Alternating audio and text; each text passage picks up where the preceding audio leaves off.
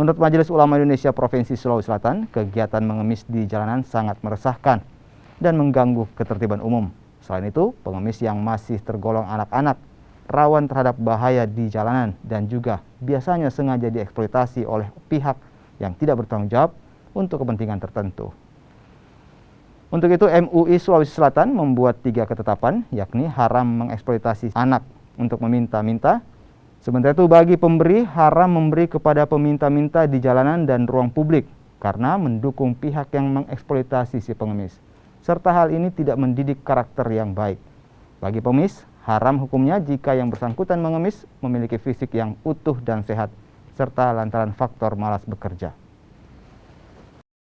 Prodi ini lebih produktif mengeluarkan fatwa-fatwa sesuai dengan kebutuhan masyarakat. Yang kedua, pihak pemerintah kota sudah melakukan upaya sosialisasi untuk menerapkan sanksi dalam beberapa bulan ke depan. Artinya perlu ada penjelasan keagamaan dengan ketentuan tersebut, sanksi-sanksi tersebut. Tapi kami melihat itu tidak cukup kalau hanya pemberi yang disanksi.